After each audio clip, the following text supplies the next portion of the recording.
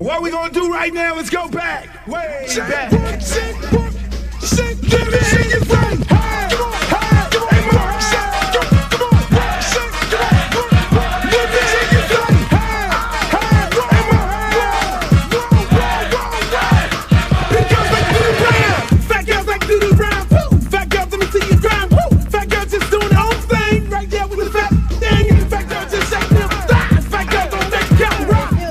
Baby. What's up? I thought you was gonna start hanging out with the big girls again. What is all this trash?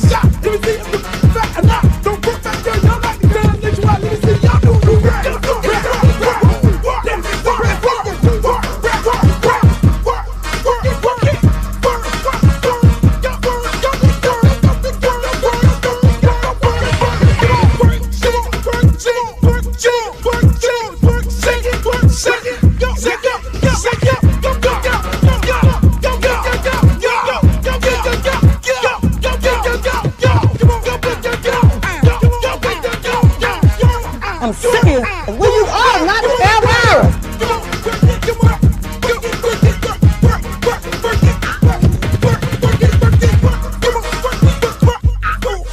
Oh, not the Britney Spears. Hey, how you doing?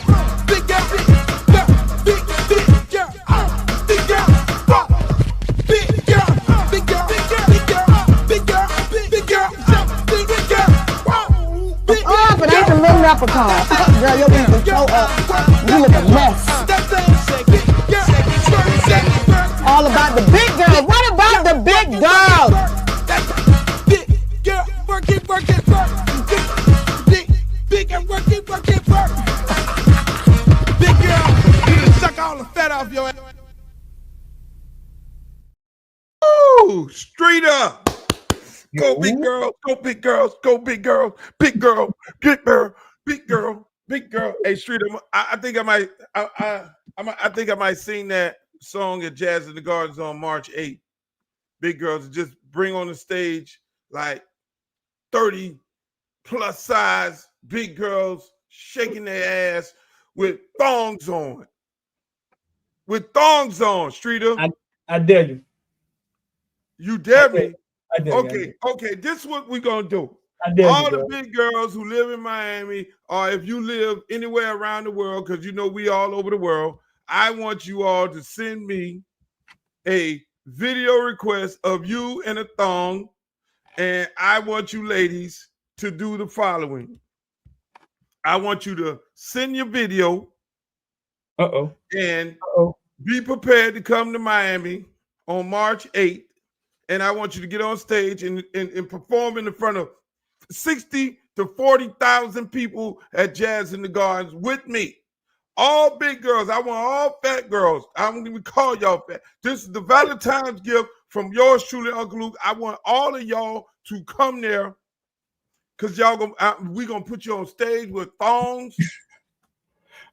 I want all the voluptuous. I want people to recognize what a real full figure, beautiful woman looks like in a bikini. You don't have to have a thong. Just have a bikini, Streeter, and you don't believe me. I don't believe you. Streeter. I ain't buying it, though. Obviously, you have not went to any of the Luke shows. I guess your mom didn't allow you when you were a kid to come to the Uncle Luke shows because I do push an envelope, my brother. I pushed the envelope, Streeter. I've been to plenty of them. Really? Name your show. Let me certify you. As a they got the Beehive. They have the what the other girl, the little skinny girl who date Travis Kelce. They got the what her name? Taylor Swift. The Swifties and all that. They got the the honeybees and everything. Listen. What you got? The Shones? No, I got the thoughts. What you got? What you got? The Shones? The Luke girls. I got the Luke girls. You know, I'll tell you a whole story about the Luke girls later on, but you don't believe me. I'm gonna do that. Hold on. I told you, bro. I told you. I was in Beaufort, South Carolina. Y'all came through, and the Luke girls had lifesavers on a stick. Oh, and they was taking the lifesavers on the stick, and they was sticking them in themselves, right? Sticking them in themselves, performing, dancing like strippers do. Sticking them in themselves, and they handed the lifesavers to them country niggas in Beaufort, South Carolina, in the crowd. And them dudes started eating the lifesavers, and I was like, oh, and then I sung the song. Then I sung it. Hey, and you were like that. That's my dog from the crib. That's how we do it at the crib. That's my dog, and you just rode them old country bumpkins for a whole month. I know I wasn't eating on them lifesavers. I was like, nah, we ain't doing that. hey, before we start up, ladies and gentlemen, welcome to the Nasty Work Podcast. It's yours truly, Uncle Luke, and my main man Streeter right here. We do this thing Monday, Wednesday, and Friday. I know we missed Wednesday because I got a little tied up. You know, every now and then I get tied up. You know, so it's best when it's my weekend for my son to be here, so I don't get tied up. You know, but no, I really didn't. That didn't happen because I'm trying to be single and not get tied up. People want to tie me up, but I'm not going to allow that to happen. But we like to welcome you all to the show. Hey, it's a beautiful thing. You are in the comments. We are live right now. You can post your comments on there. We're on 6 different platforms. We're on Streeter, everywhere football field is located at. You're on Uncle Luke TV. YouTube, you're on X, you're on everywhere. And then we do rebroadcasts of the show also. So if you got anything that you want to share in the comment of some of the things that we're talking about, please do so. But do it discreetly, because if you act like an asshole, we're not going to post, or we're not going to even talk about what you're talking about. But Streeter, how was your week going, man? It's Valentine's Day. What you get your girl? Ain't saying nothing. What? I ain't saying what nothing, you man. mean? Why would you say anything about what you're getting your girl? Because she don't know yet. Oh, so she's looking at the show? So yeah, I started announcing it on his. Yeah, then nothing. I mean, is it He you? He gonna try to slip in that he's single first, right? I'm single, and then say straight up. Yeah, I'm single. I mean, hey. What you get your girl? I'm single, Streeter. I mean, hey, look, Right. it's hard for a brother out here these days. But I did send some flowers to some friends. You know, I have friends, but I'm single. Let me ask you. I was on TikTok, and there was a question: are you single until you get married? Are you single until you get married? No, no. No, because nobody operates like that. Only women saying stuff like that is women who are about to break up with their man. Really? Yeah. Are you single until you get married? No, I mean, Really? I don't know why people act like marriage is the marriage is the end. Like, once you get married, we married. Motherfucker, divorce be right around the corner. Listen, Streeter, it was about 8 women at 8 different times got on the TikTok. And y'all can follow me on TikTok, Uncle Luke Real One also. I'll be on there. I'll be having a good time.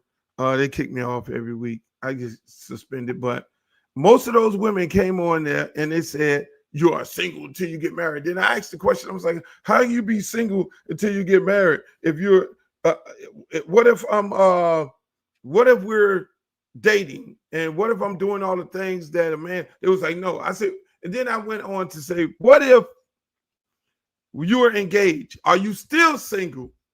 Yeah. I'm like, I can't understand that these new age women. Okay, maybe I was married too long and I didn't understand what was going on, but I don't understand these people. No, I mean, how could that be possible when the first day you meet a woman, she wants you to act as if you're her husband? She wants you to act like she wants you to do everything her husband to do. So how could that be possible? When you first meet a woman, there are things that are required of you. It's unwritten rules. Whether it's closing the door, whether it's something about to happen, you got to protect her. Whether the first day you meet her, you have a responsibility to her. So how is this possible, right? That was my point. That was my point. And just like IMAX just said, if not in a relationship, but y'all agree to be exclusivity. So and I said that to these ladies. I was like, look, so when I say you my girl and you say you my guy and we're exclusive and we shouldn't be dating outside of the relationship, do you still call that single? Well, how do you address me when I get around some friends and they basically say, do I still say around some friends, hey, this is my friend, or this is my girl, or we're single? And then they ask the question, are you single? And I mean, hey. No, bro, no, listen, real simple. You got to understand how women speak. And we're going to talk about yesterday too, Luke, because you threw me off, man. I didn't know you were still this mega star, bro. I kind of underestimated you, dog. But a woman that's saying that to you, Luke, is a woman that's currently cheating. She's just left somebody front seat getting banged up. A woman that says that is a woman that's currently trying to justify her current state right then. Really? That's how women speak, right? So if she's saying something that doesn't make sense, you better make sense of it. I'm single till I'm married. You know why? Because she's trying to justify her co-worker, her work boyfriend hitting her in the front seat on lunchtime. Okay, look what this young man said here. You are single until you find yourself seeing somebody else. That's a villain, man. That's a villain, man. Hey, these villains are something else. But hey, that was an interesting conversation. But for all y'all who celebrating Valentine's Day, you know, I wish you have a great one, because I know if I had a woman, I would obviously, you know, I think the cheesy thing is, you know, how they put the balloons in the room and then do the little flowers. Don't do that. Don't do that. Everybody does that. Somebody already smashed your girlfriend. If you just had her for the first year and this your first Valentine's Day, some dude already did that. You're gonna have to get a little more creative. The flowers in the room, or taking them to the executive motel out there on Okeechobee. Have you ever took a girl to the executive motel on Okeechobee? All of them. You took all your girls over there? Oh no, I've been to all the hotels. You've been to all of them? Oh my God. Hold You on. ever get crabs in one of them That's hotels? where you get that song from. You got mirrors on the ceiling, you got mirrors on the wall. That's where you get the shit from. Whoa! That's exactly where you get it from. Because I ain't never been to nobody's house in Miami Gardens with mirrors on the ceiling. I have not been there. You got that shit from the Presidente. I did not. That was not my song. First of all, Oh, that was not my song. Number one. Oh, okay. When I was young, when I was in high school, yeah, I went, man. Yes, when I was young in high school, I went to them places, man. And one time I got crabs. I ain't gonna front. I had to get 8200. I cut everything off my little PP and everything. Look, it was bad. I vowed to never go back to one of those places again in my life. And then the executive hotel, they didn't step the game up. They got the little rooms over there. They took me over there one day. I did a shoot over there. They got the game stepped up. I think it might be a little clean in there, but you got to watch where you lay your head, man, because them bed bugs is something else. But back to Valentine's Day, don't do the little cheesy thing. Don't, Luke, that ain't your song, Luke. Whose song is that? I got mirrors on the ceiling. That ain't your song. Ask the villain. Ask the villain. Whose song is that? That's not Uncle Luke's song. I got mirrors on the ceiling. I got mirrors on the wall. I got mirrors in the bathroom, so I can see. That's like Big Ace or somebody. I don't know. Sound like Jam Pony. Sound like a Jam Pony tape. Man, that sounds like that's how Big Ace Jam Pony. Like God bless all the brothers, like. Man. So listen, yesterday we went out, had a meeting in a nice little area, right? So me and Luke conversating in the public, right? And then the happy women start walking up. They want to take pictures, and they be so happy to meet though, right? You say that's Jam Pony Express. The Jam Pony Express, that's crazy. And they walking up, and I'm saying to myself, damn, some of those still mega, you know what I'm saying? He's still a mega star. I thought I could just sit out here and talk to him in public without people walking up, wanting to take pictures and all of that. I underestimated you, dog. Hey, listen, man. A lot of people have a tendency of underestimating me. I mean, hey, Streeter, see, we hang out, and that's what happens. We hang out. The places where we do go are places that, like if we go to Smoke on the Water, shouts out to Smoke on the Water. I'm Jason Teller, part owner of that cigar bar in Weston. I go to cigar bar over there, another place. I ain't telling y'all because I don't want some of you people going there. But those people know me. I'm a regular there. And we all are regular. So I don't really get bothered when I go to places where I'm a regular at. But when I go in the public, and that's why I take so much, all my friends be like, yo, come on, let's go to Hard Rock. Why you can't go to Hard Rock? It just takes too much for me to do that because I'm still somewhat of a entertainer. And then I have to sit there and take pictures while the people turn my friends into cameramen, and it's a thing, man. I mean, and don't get it fucked up. It ain't just old ladies. It ain't just 40-year-old. No, it was young girls. It was young boys. Yeah. That blew your mind, huh? What blows my mind is how happy they be. They be so happy. It's almost as if they just remember that one night you was in a city, and you know what I'm saying. For some reason, they love happy. Like it's not how happy they be. Speaking of happy, listen, Streeter, I pulled a fast one on you today. I contacted my good friend because he's in the news. He stays in the news, and he's did an exceptional job at the University of Colorado with my main man Prime. Now this is like my brother here. I pretty much brother.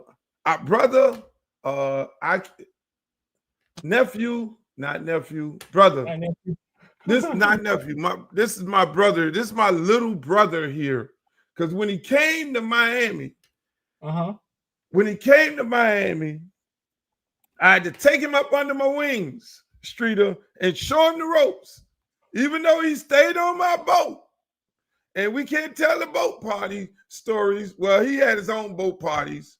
See all this yacht life that all these people are experiencing right now. Yeah. Me and this guy here, we been did that and bought the t-shirt. So it don't fascinate us right now. Ladies and gentlemen, I would like to welcome no other than the great Hall of Famer, the most highly decorated Hurricane in Hurricane history, the great Warren Sapp. You see, they don't get no more highly decorated than this guy right here. We got a Hall of Fame on here. We got a Ring of Honor on here. 2-time Ring of Honor. Are you in the 2-time in Tampa, at the University of Miami, hanging up there in the rafters? It's in Oakland too. It's in Oakland too. I mean, in Vegas. It's in Vegas too. It's in Vegas. It's in Vegas too. Oh my God! I hang up in Reliance Stadium too. They got a nice one up there. I like it. Really? Yeah. I'm in three NFL stadiums, and one of them is on Saturday, where the boys play on, where we bleed green and orange. So yeah. Damn, it don't get no better than that. How you feeling, my brother? How you doing on Valentine's Day? Boy, it's all love. It is all love. And, like I tell my mom and my babies, it ain't about no Valentine's Day. I got love for you every day, so don't worry about no 14th of February. That's just another day the good Lord that made, so let's get it going. Let's get it going. Hey, man, y'all had a great year at Colorado. It was a No. We're going to stop using the word great like that. We going to stop. We had a good year in Colorado. We had a good year in Colorado. We had a good year. You wouldn't say coming for 4 games. No. See, I got a skewed mentality. I was raised 12-0 when we racked it every time. So I need double digits to even be talking about a very good year. You know what I'm saying? I need double digits. And when I get to double digits, then they might want to put me in that playoff, and then they give me a chance to get my brother that trophy. That's what I'm talking about. That's what I'm after, Luke. I don't know no other way to go about it. I got my national championship. I got my Lombardi trophy. I got 2 of them. I got one in college too for the lineman of the year. So trust me, I know what the championship look like. And 9 wins don't get you there. That's a good year. That's a good start. We got our feet wet. We got a foundation. Now we're gonna see if we can put up some pillars and a roof on this thing and have us a barbecue out back. And you two definitely invited. Hey, you already know we're gonna be there. Hey, man. Yeah. You lost your partner in crime to the University of Miami. I mean, yes, I did. I know that's your man. I know that's your dog because you know that. Hey, you said it right. My partner in crime. I mean, I lost both of them. I lost Dancy to Mississippi State, but he wanted to go home where his baby was. I understand that whenever he was going home, and I understand with D-Lou too. Ain't nothing like going home to Green Tree. Ain't nothing like it. And if they're gonna let the inmates run the asylum, I told them to go run it with an iron fist because there ain't but one way to do it. And he promised me he'll do it that way. So I gave him my blessing. I said, "Go ahead, my brother." I said, "Go ahead, do your thing." And I'm in a real good spot. Most of my D linemen coming back. You left me with a nice little stable to run with, baby. So I thank you for it. So we both in a good spot. That's a beautiful thing. Yeah. Streeter. So yeah. What's up? You got your glasses on like you in the nightclub and shit. What the hell going on over there? Yeah. You know what I'm saying, man? You know how I do, man. Got my glasses on. I got a lot going on over here. You so cool. You so cool. You sitting on ice and it ain't melting. I got you. So listen. So tell me this, man. You was a part of a situation with a kid, Travis Hunter, where he played both ways the whole time.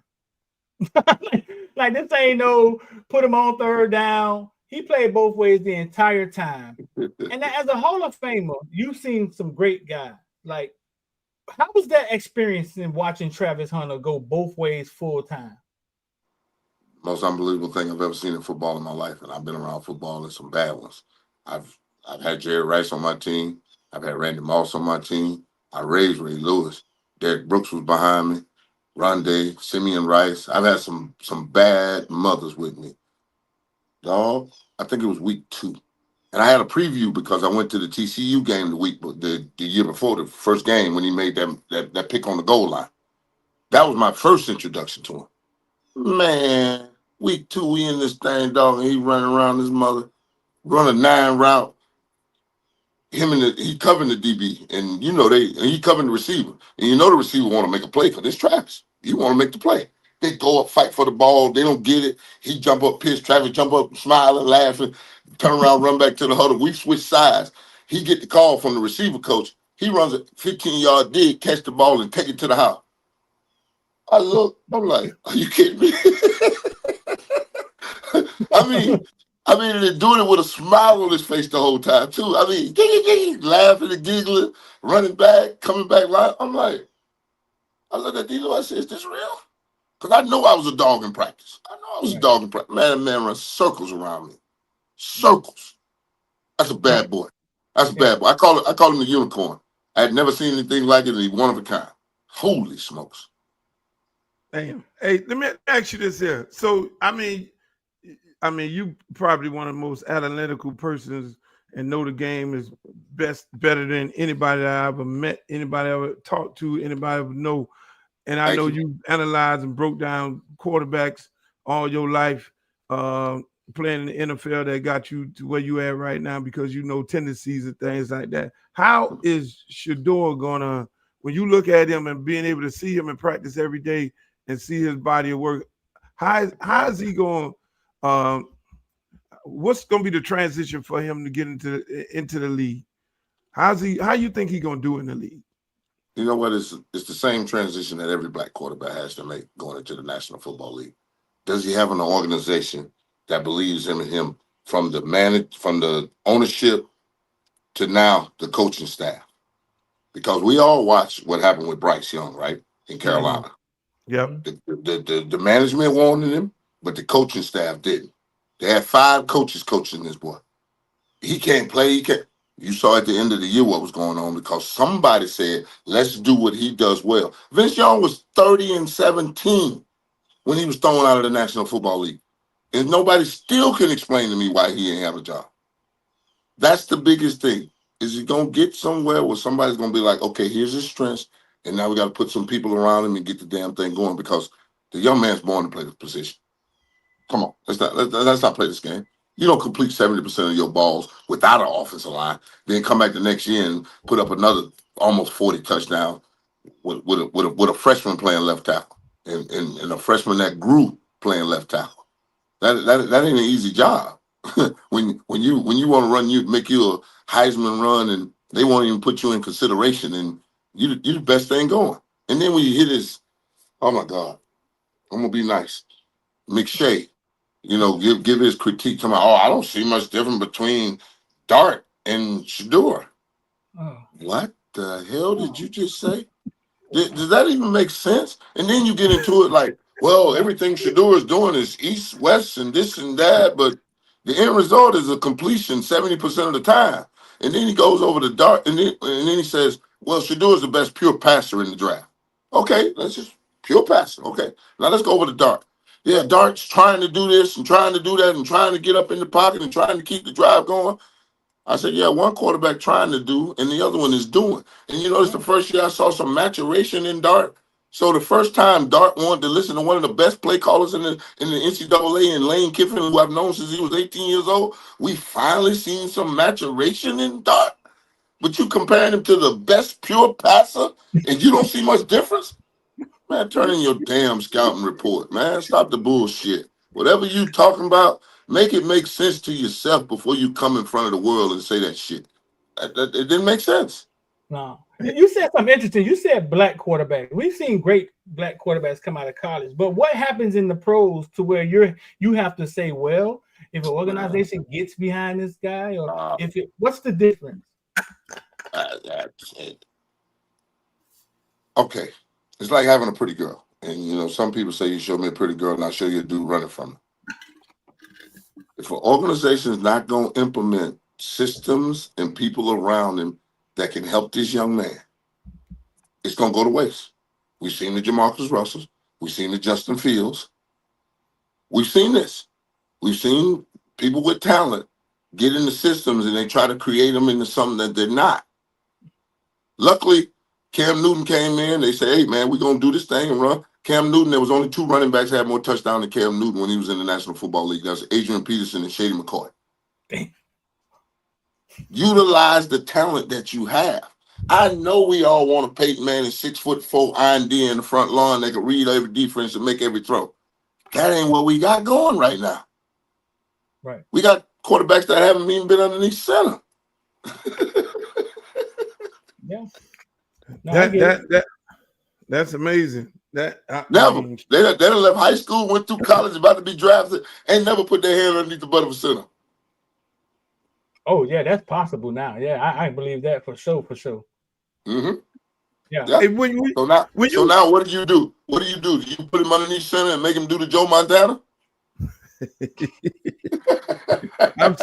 We've seen them fucking some quarterbacks up like that in college and in the pros by doing something. Let me ask you. So when did you realize that when you know, because every time we all make changes in life, and I mean you started coaching, it had to be a moment. What was the moment that hit you that said, God damn, I'm out here coaching? Shit. And you know what is the moment that you was like, I really like this shit here? Because I know you probably went into it not knowing whether you. No. You done been around me. I've always told you they spend more damn hours at the damn facility than the players do. I ain't never want to do that job. That was always been my thing. Because how could I put more hours in it? And we the new generation, want to watch a YouTube video to learn how to play a video game. We just kept fighting at it and kept going and see if we can figure it out. They don't want to do that. So now they want it hand delivered and fed to them. So my whole thing was I never wanted any parts of it. But when Prime got in, it gave me a personal interest in it when he was at Jackson State. And then he called me over and I was talking to the team and talking to the players. Mm-hmm. And the thing that started me was, I don't even know the man's name, and I'm glad because I don't want to call him out. But I went to a practice and Prime said, go over there and check my D-line. Of course, that's where I'm going. Ain't nowhere where you want me with the tight ends. So I run over and go check the D-line. And I watched this young man line up in the wrong stands 2 times in a row. And on the 3rd time, I turned and looked at him. I said, Coach, shouldn't he be in the other stand? Yeah, your mother, la, la, la, and just went to cussing. I mean, I'm like, wait a minute. First of all, I should be the one cussing at your ass because you just watched him do it twice. And I'm like, and it's just the decapple in me that his feet got to be the other way because if it ain't, he gets turned over. So I say, shouldn't his feet be the other way? Oh, your mother, he just went to cussing. And I just turned and walked off, and I went back to Prime, and I went like this, and he looked at me, he said, what's the matter, big fella? I said, he's not coaching, he's cursing. That's not teaching, that's not instructing, that's just cussing. That's all he was doing. And I couldn't take it. And you know me, I cuss like a sailor. I give a sailor a run, at any moment sometimes, but it really struck a chord in me, and I said, I can't come to Mississippi. That's death to me. It's an 81-year-old black man's a boy in Mississippi. I can't. No, you ain't. No, you're not about to talk to me that man. So when he got the spot in Colorado, that's when we made the force together. He said, "You go get your thing. I got a spot for you." And ain't nobody was looking for me to get me off the couch. And I'm like, he said, "Only thing you got to do it. Call me on mine." So we put it together. Hey man, that's a beautiful thing. No. Now I'm gonna tell you the moment that it hit me, because I went to go visit him right before that TCU game. Because he called me up and said, "I got some dogs now. I got something you can come talk to him for me." So I went out to go visit. My hip was killing me so bad, I couldn't have did nothing with nobody if I wanted to. Low, his trainer, I had never had acupuncture in my life. Man, this woman put her hands on me, acupunctured me up, told me to go get in that hot tub, cold tub, do contrast. And while I was in the hot tub, all of a sudden, Dion's got a picture of this. I think 8 or 9 of them was in there. And Luke, I had never been, and I've been around some NFL dudes at the cigar bar. Yo, man, give me your number. I'll call me. I'm over here working out. Come show me some. They never called. Man, these kids almost like they had done did the Matrix and stuck a wire into me, Luke. They were sucking everything they could get. What about this? What about that? What about this? What about that? Well, and we ended up doing little things, and I'm laughing at them. I'm like, y'all can't want this bad. And they looking at me like, what? And I'm like, is this what's going on? Because if this was going on, I want a lot of this. And so I went, and I had to finish all my stuff. That was the thing that ignited it. Man, when I got everything situated and he told me to come, the young man used to call me and say, meet me at 6 o'clock in the morning, coach. I'm like, yeah, I'm up at 4:30 any damn way. Hold on, right there. Hold on. I know you was getting ready to go streeter. I want please say that again. What time are you up in the morning? 4:30. 4:30 in the morning. So here's this big thing of all these Canes fans. You know why Warren Sapp had not been coaching at the University of Miami is because they have this notion, and I've said it to them on numerous occasions. Oh, Warren Sapp did not want to get up at 4 in the morning to go to the University of Miami, and so that's why Mario don't want him coaching over there because he gets up. That was the barbershop talk. That what it was. I don't get out of bed. Yeah. Oh, they don't know the rules. You just want to fish. Warren Sapp don't want to be, man. I be waking up and dead. Yeah. Sleep when you dead. For all y'all Kane fans out there, I asked for the same job that Deion gave me, senior quality control analyst. I asked for the same job at the University of Miami a little bit time before I went to Colorado. Right before Jason Taylor showed up and my Hall of Fame brother showed up. The first ballot Hall of Fame brother and number 99 in your program, number 2 in your heart. I'm number 1 in your heart. Don't do that. So a certain person told me he wanted his analyst to work 20 hours a day. So I needed sleep and at least a meal, you know. I get more than 4 hours of sleep, you know. More than 4 hours. I get more than 4 hours. So I was gonna need a little more than that if I was gonna do the job. I live an hour and a half from UM, so the drive alone puts me at 21 hours. So do I get a lunch break? So you asked for the same quality control job at Miami, and he said he wanted it 20 hours. No, he said all his certain individuals say all the analysts work 20 hours a day. 20 hours. I don't even know if that's legal. Hey, so listen. No, you don't know if that's physically possible. You mean? Right. So speaking of TCU, right? Now, you gotta be honest on this one. You were there, like when the HBCU coach brings his HBCU quarterback to Power 5 football. The world is watching. Colorado is about to play their first game. Did you have any inkling that Colorado could beat TCU in that locker room? Oh no, I left Colorado, went back to Florida, jumped back on a plane, and went back to Dallas because I wanted to see them get whooped. No, I knew they had something special, and I said if they come out and play like they play, they're gonna need maybe one stop because Shadour's gonna put up 40. He's gonna put up 40. Oh no, and then when that was my initiative to join because I didn't have to toe the line with my defense, going out shutting people out. I had to get key stops in certain situations and turn that ball over to 2. I had the best quarterback in America. It was simple. Yeah, I had the best quarterback in America walking into my first job. Yeah, I'm going to take that. Yeah, you're damn right. Let's go. Hey, that's something else. Let me ask you something on another note. Have you ever seen, and I know me and you talk about this, have you ever seen Super Bowl? Have you ever seen a defensive line put on a performance like Philadelphia Eagles put on a performance this? And I know you could appreciate this shit. 6 sacks, I know you was fucking just moving around in the house like, God damn it, get it, God damn it. Have you ever seen that type of performance? I was right in the middle of Philly, like I was in between Geno's and Pat's, where I was sitting in section 139. I was dead ass in the middle of Philly, big time. And it's happening right dead ass in front of me, Luke. And I'm like, that's how you get after him. Because that was my whole formula to Philly winning is you got to do what Tampa did. You got to tear his ass up and kick their ass and make it 31-7.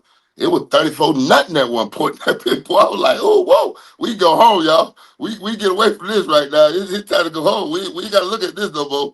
This thing here is over right here. But, I mean, that's what happens, Luke, when you have an offensive guard that you done move to left tackle. And the difference in the first Philadelphia, Kansas City Super Bowl, if you remember, was the field. Remember Hassan them kept slipping when they were trying to go get him?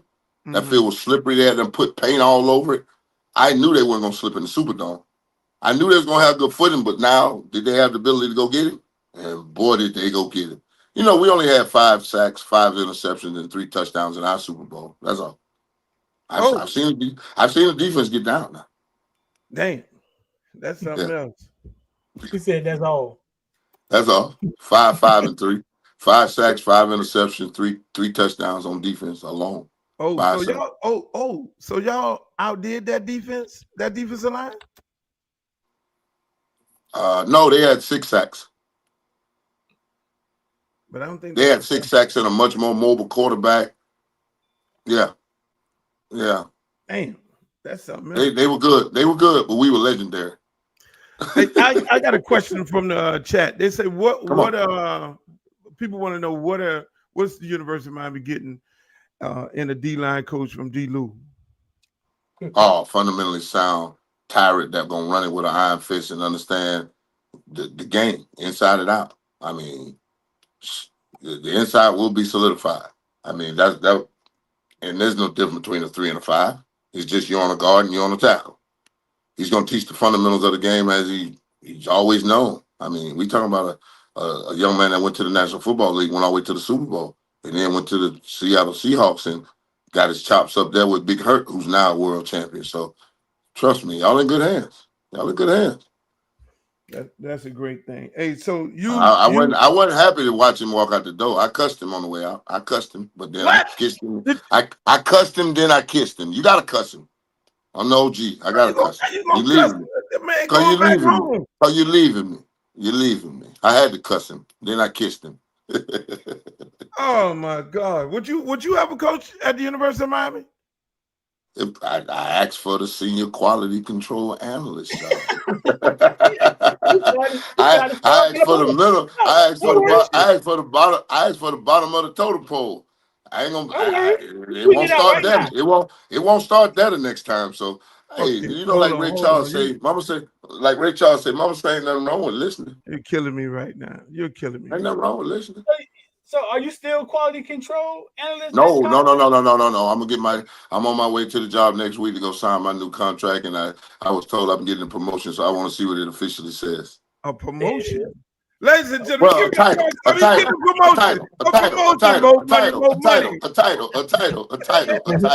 No. With promotions come I mean, anything is a promotion from the senior quality control analyst. That's a mouthful in itself. That is. Listen, hold on. Hey, Streeter, you hear Streeter? It is. How long did that last? How long? Almost 3. Almost. If I get to April 1st, that's 365 days. No. You probably was they gave you the quality control job, analyst job at the beginning. In what game did you turn to start coaching? No. I had GA and senior quality. I had a slash. I was GA / quality control senior analyst. And then they changed the rules so, you know, they was like the GAs and your senior quality control analysts can coach. And I didn't have to go to class no more. So they swiped off the GA off of it, took away me going to class, and then I could coach. I'm like, what a wonderful situation. Thank you, NCAA. That's beautiful. I wouldn't have mind going to class. You know, ain't nothing wrong with learning something new every day. But shit, I just get to teach now. But they let the bat out of the cage. It was over there. Come on, baby.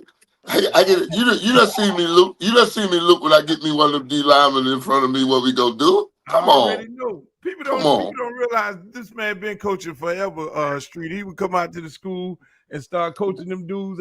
I remember this one thing he told one young man. He was like, "Man, take the motherfucking gloves off, man. If you're gonna put gloves on, they need to be shiny. So when you go wax on and wax off, the old lineman the whole line. I go here, then you hit him with the. I'm like, oh Lord. Flash them, baby. Who don't like head and hands? Put your hand up. That's what I tell them all the time. You gonna give it to them. They going for it. They fighting. I tell the girls, just give me a head, don't give me hands. Listen, man. Don't make me get nasty. You don't like your nipple rub? No, you don't like your nipple rub? You don't like your nipple rub? I'm nasty. You don't like your nipple rub? You don't like your nipple rub, Luther? Only one of them. Come on, Uncle Luke. Uncle Luke, you don't like your nipples rub? You don't act like that. Only one work, man. Only one side work, though. Only one side work. So listen, Sam, coming out of Apopka, right? You was coming out of Apopka. No. Let's get it right. Hold on. Don't have my grandmama roll over in her grave. I came out of Plymouth. I went to Apopka. You came out of Plymouth, but you went to Apopka. Yeah, it's my high school. Apopka is the high school. If it was 2025, how much Miami would have had to pay you in NIL? Like, what do you think you would have been worth? All right. Can we stop with the screaming of NILs, brothers? Can we get to the gist of it? NIL is the Trojan horse. Uh-huh. What's inside of it? Talk to the collective. The collective. Yeah, the collective. Mm-hmm. That's where the money comes. That's what's coming. Because the NIL would be your name, image, and likeness, right? Mm-hmm. So that would mean Coca-Cola, Pepsi, Sony, Mercedes-Benz, Sony, right. TCL, the TV people. So what can we call it? What a commercial if you ain't see Dion and his sons. what a commercial. No. You tell me what a commercial. I mean, Cam Ward is the greatest UM quarterback ever to put on the orange and green and don the U on his hat. How many commercials did he have? How many NIL deals did he have? He should have been plastered. He should have been plastered all over Dade on 95, 395, 195, 826, 836, the Florida Turnpike, the Golden Glaze interchange. What I miss? Oh no! The train. What it is? Boy, up and down the Bright Line, killing people. Bright Line. Hey! I said that, and they wanted to shoot me around here. I said that. I was like, hold on. If you look at what y'all are doing in Colorado, if Cam Ward would have had that same energy, I think it would have been the numbers would have been a lot different when it came into the Heisman Trophy race. I don't know if he'd have won it with the two-way guy, but then with your you can't beat the unicorn. But you can't beat the unicorn because when you talking about a man that played, what's that, 400 and some more snaps? How many games is that? That's like 5 games, ain't it? Yeah. Yeah. So then played a season and a half with the number of snaps, but we could have had a campaign. What was the campaign? Right. Yeah. The greatest quarterback that ever went to UM. It ain't even funny. The man went into 5 games, had 18 touchdowns, 2 of them running, had 20 touchdowns. I was talking to Gino about it. I said, Gino, he's the greatest quarterback we've ever had at UM. It ain't even funny. And he ain't through a half a year. It's over. Yeah. Gino Toretta? You told Gino Toretta he's the greatest quarterback? Yeah. We don't hold punches. We don't hold punches. Gino say up to through 6 games. I said, what you expect him to fall off to keep his game? No.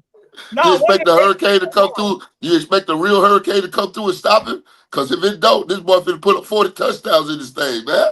Yeah. No. Damn near 40. Yeah, he's gonna do it. And what does he leave college football as the greatest touchdown thrower ever? More touchdowns than anybody else. Listen, y'all heard it from the most highly decorated, the greatest hurricane in the history of football. Tell y'all right here on Nasty Work that the non-college football Hall of Famer. The non-college football Hall of Famer. Yeah. He said that Cam Ward is the best quarterback in the history the history of the University of Miami. Put who you want to put up? and then he tells it to a guy who won the Heisman Trophy, Gino. Yeah, My teammate, my quarterback. I love my quarterback, but he don't stack up to that. In My- Can you imagine? Can you Oh, go ahead. imagine Cam Ward having Lamar Thomas, Horace Copeland, K. Dub, and Spence? Oh, hold on.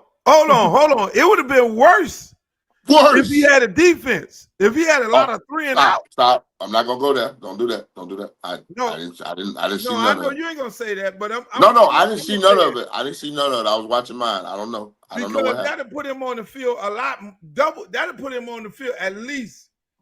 At least double the amount of times that he was on the field if he had a lot of 3 and outs. And we're not gonna bash nobody. We ain't getting No. I I didn't see it. I didn't see it. If I didn't see it, I don't know what we're talking about. I just saw the score. That's all I saw. No. I saw the game. I had to, I thank God for the networks because they will allow me to see Colorado at one time and Miami at another time. And I think it probably was one game where I had to have 2 TVs going on. So I had to keep an eye on both of y'all ass, because y'all my guys. Prime and you and all y'all, I gotta watch y'all. I gotta see what y'all doing. And ain't nothing wrong with that. Watching Miami at the same time. Keep a watch for it.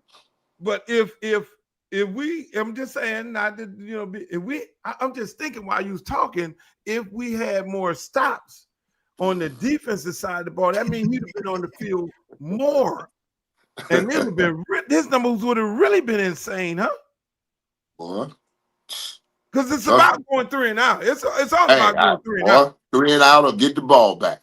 That's the way you call it to your defense on the way to the field. 3 and out or get that ball back. Let's go. Oh my God, that would have been. I mean, Jesus, straight up. No, it was something to watch. Stop, listen. Y'all faced Kansas this year, and Devin Hill with 37 carries, 200 yards versus y'all. Right? When you watch film that week, was there something you could see that you guys may have been outmatched or outmanned or something y'all was going to have a problem with that week? No, you're never in a situation where you're looking at the tape and anywhere where a man put his jock on one leg at a time, man. No, the young man was a more than capable running back. We just didn't have a good day of putting a hat on him. And you get any running back that gets some momentum going, you're gonna have a long afternoon.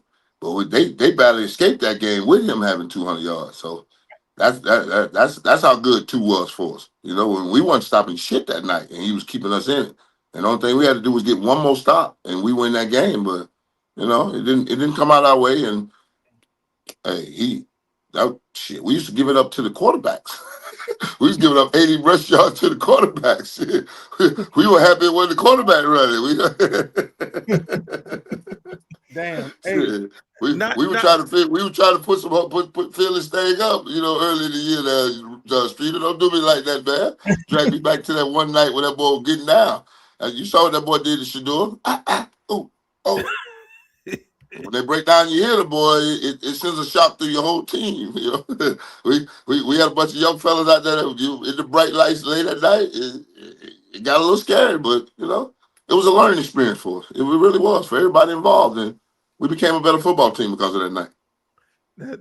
That's something special. Let me ask you. I know you got the thing going on in Okeechobee, and you probably can't talk too much about it. We saw a whole bunch of footage of it. I don't know. Street. I think the footage do all the talking for me because like me, you know what, Luke? The thing for me is when you take the emotions out and sleepless nights and I'm worried as hell that I gotta call Prime and tell him on my way out of jail and I don't have footage and just get out and everything I worked for in the last 2 years could be gone in a blink of an eye.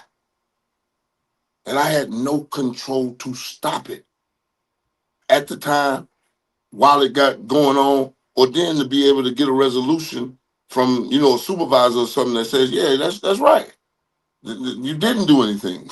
We shouldn't have you in this car. We shouldn't have handcuffs on you. But yeah, man, you know that says a lot about Prime.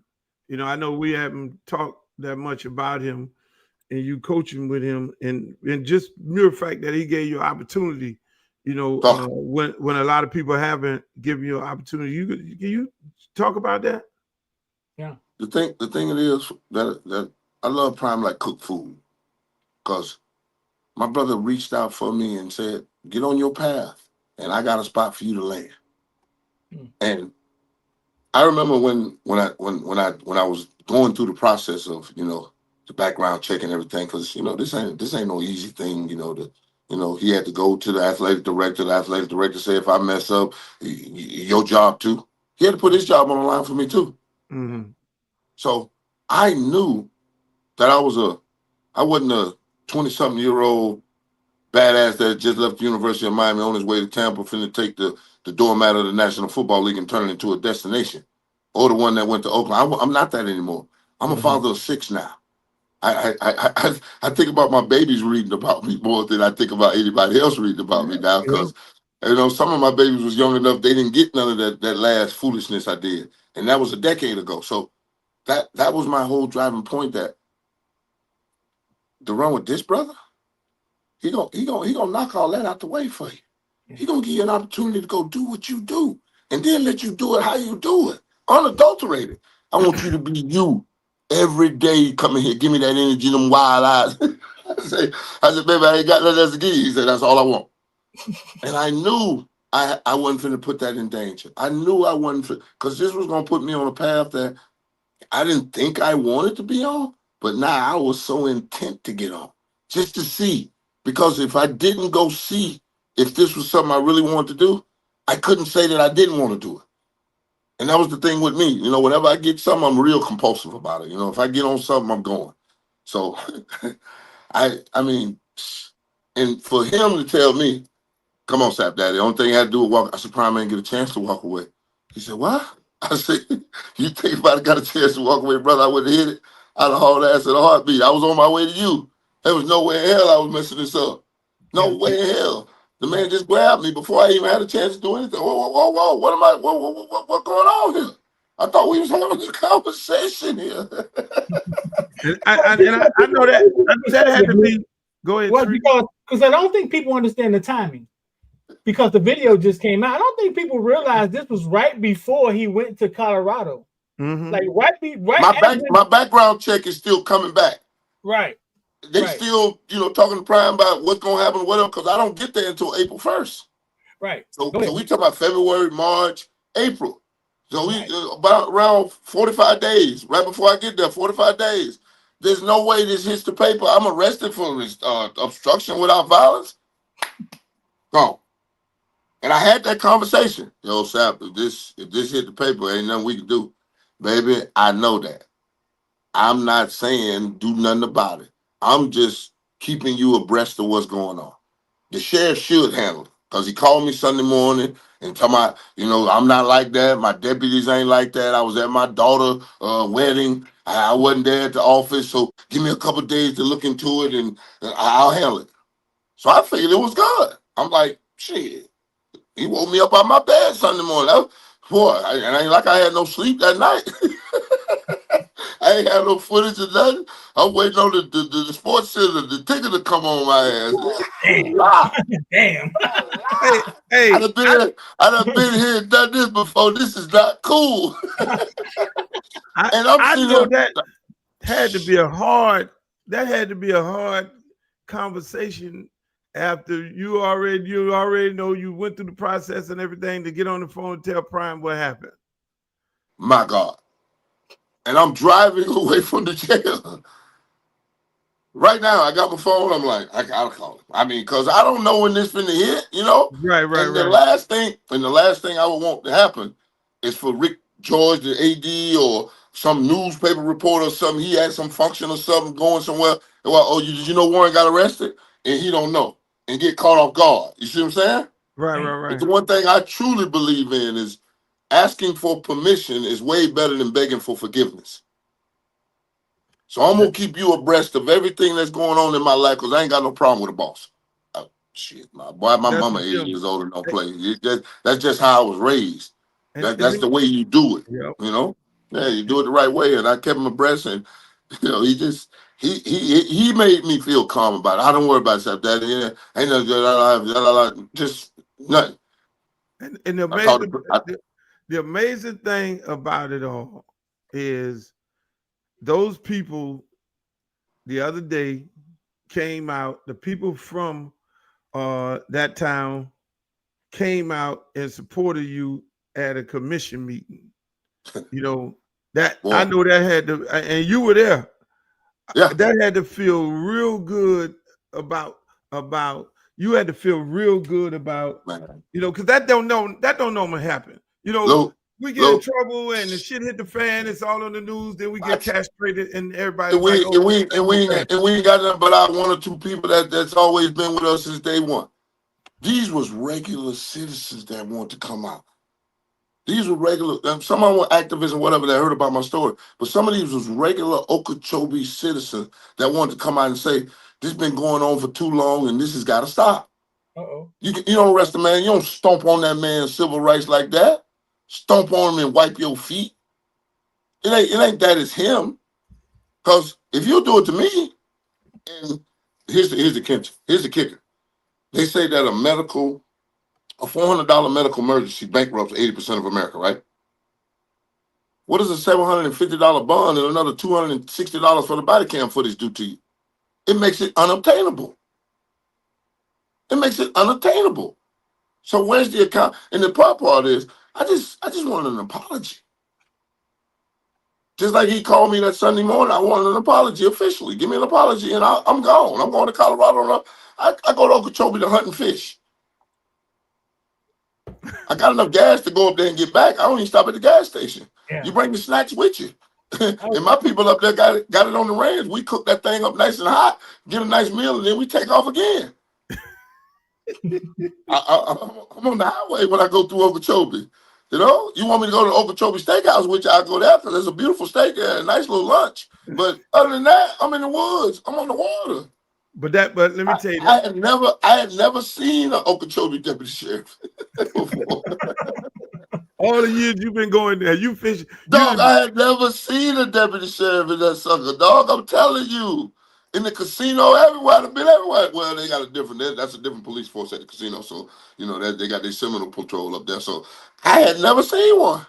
Listen, if for the people in the comment section, if you ever want to see how not to get shot at a traffic stop, right? Go watch this video, right?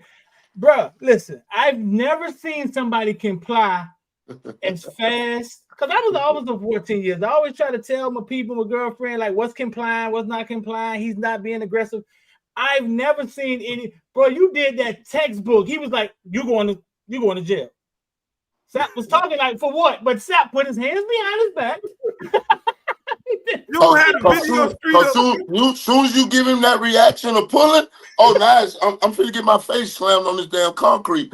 And by his policy, and officer safety, he could do it. Apply what they call it, compliance pressure. Yeah. This mother had to go to compliance school or something. I've never seen a big black guy comply with that much discipline. No, he being wrong did, right? Dog, that was a display of discipline, bro. I have to tip my head. Hey, man, I was so shocked. I couldn't do that else. I'm like, what the f-? And then he done snatched my body cam out my hand, prior restraint. You were supposed to tell me put that down. You know this, Streeter. You can't take that out my hand. No, you got to tell me put that down. Put that down, sir. Then I'll take that. Really? Go right ahead. Shit, look like y'all finna attack. And you know how police like to go hands on. And being a big guy, I know what he wanted to do. When he put his hand on my shoulder, I said, oh, he want to sweep me. He want to sweep my feet and take me right to the concrete. He ain't fucking up this pretty face. No, we ain't having that today. No, we ain't doing that. We ain't doing that. We ain't doing that. That is textbook, bro. Like, I mean, all these guys have gotten shot. We've seen people get shot in the past, and I try to explain to people, like, what's resistance, what's not resistance, and they don't really understand it, right? You don't have to be aggressive to be resisting. Not with them. Not with them. Not with them. Not with them. Eyes closed. And then he writing this report. I told him to put his hands behind his back. No, you didn't. You put my hands behind my back, and I put the other one back there because I already knew what this was. Let's not even play this game because I don't want to hear this. Stop resisting. All that, no. You ain't gonna get that. They gonna You ain't play gonna that get game. that. You ain't gonna get that on there. They gonna play that game. You ain't gonna get Yes, that. sir. You ain't gonna get that on this body cam footage. But it ain't no stop resisting. La Yeah. la la. No. I want to know why That's when you am know the I? ass whooping happening. No, I want to When know they why yell, you got your hands on me. I want to know the law. Why you got your hands on me? Why am I being detained? We'll get to that in a minute. You need to get to that now. You need to get to that now. Hey, when they put their hands on you, you know that's time to go. What? You might well What go time? ahead and put your hands behind your back. Take it all the way when they put their hands on you. Take it all the way down to the floor, fellas. Don't take it from 0 to 100. Take it from by where you were 60, whatever, and take it to 0. Get in the freezer. Get in the freezer. Make Right. sure the body cam running. Get in the freezer. Don't even think about you know what? Because all the times we watch all the videos of every time, what do they always yell to every black man? The only thing you gotta do is comply. Stop resist. Yeah. The only thing you gotta do is comply. Shit Hey, don't matter to them. we got a question from the chat. One of the Come guys on. Asked about Marshall Faulk. How you feel about Marshall Faulk joining the staff? We call it 3 the hard way, baby. Prime, Marshall, and me. We used to run that thing over at the NFL Network over there, banging that thing on. If you ever seen one of our specials with all 3 of us together, you know what we're gonna do.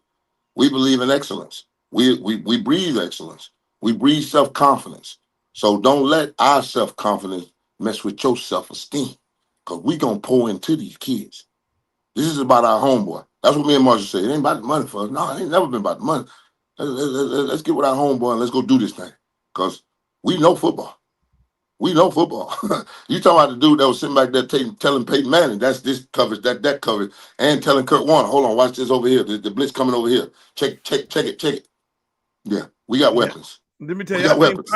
I think Prime is on to something, and like I tell people all the time, you know, I obviously have the luxury to be able to have conversations with Hall of Famers like you and EJ and Ray and other guys, you know, and I tell people that it's a different conversation when you're talking to a Hall of Famer than a regular football player.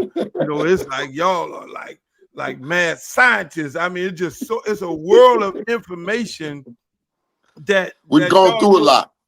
Uh, Gone through a lot. And the thing about the game, Luke, it's still 11 on 11. It's still about 11 on 11. matchups, numbers. It's about matchups, numbers. That matchup there, when you get an emotion, you know, where's that hole in the seam and the different things you have to do and how people like to attack people in certain situations when they want to go shot. It's like a feeling in your bones that you feel, man, that's one thing that Deion has better than, boy, I've been around a lot of great players, but boy, I never played with him. This right here is a whole nother level, watching him with his instincts. Oh. And he told me, Daddy, that was my problem last year. You know, with that last season. I didn't act on my instincts, but I ain't gonna do that this year. And boy, he led us right to where we wanted to go. I'm talking about calling it. I had Tony Dungy. I've seen that profiteerial, you know, this is how we gonna win the game. This is what we need to win the game. And then Prime will take you to a whole nother level and tell you we won't beat them by 10. You know, I want the scoreboard a certain way. You know what I'm saying? You know, we get crazy about it with him because, boy, I love him. I got chills, bro. I'm just talking about it, dog. I'm telling you, man, to be around this man, dog. I've been around some great ones. This one right here is a whole nother level. Whole nother level. That's a beautiful thing, man. Hey, we ain't gonna keep you too long because What? I know. Hold on. No, don't tell me I come on here. You got a time limit on the podcast or No, something? we ain't got no time limit on you. Hell no. You out of topics? You out of topics? Tell me you out of topics. Tell me you out of topics. Or they closing the club over there at Streeter House. No. Let's keep going. Hey. So tell me about when Ray Lewis first got in the huddle. Dog. Tell that story. Tell these people that story. You know how full circle this is about to be, Luke? Uh-oh. Where am I coaching at right now? Colorado. That's where Ray Lewis got his first start. Really? This is the story I'm finna tell you. This is where we going. We playing Colorado. I think we ranked 5th and they was 9th or 5, 7, something like that. There's gonna be a fight in the mountains. You know, marquee matchup in the mountains. So Rob Bass was our middle linebacker at the time, linebacker from New York. Bass had done hurt his ankle. Rob Bass, the rapper. Yeah, basically that what he played like, the rapper. Yeah. hold on one second. Hey man, I'm on the phone with Luke and Streeter. I'm gonna call you right back when I get off this podcast. So Ray Lewis come in the huddle, still wet behind the ears, sores in the back of his head. And I didn't know this, but I know this now. Because he never told me this. And he never told any of us, and I know why.